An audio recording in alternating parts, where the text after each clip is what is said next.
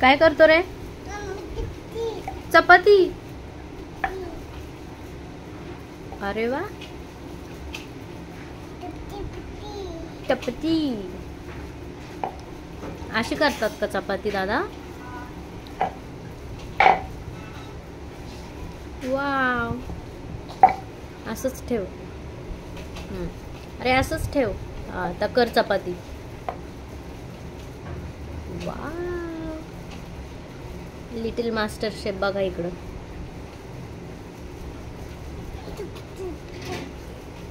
आता चपाती कुणाला द्यायची? डॅडींना द्यायची? आईला? मम्माला? मग कुणाला? आईला. बरं ठीक आहे, दे मग आईला चपाती.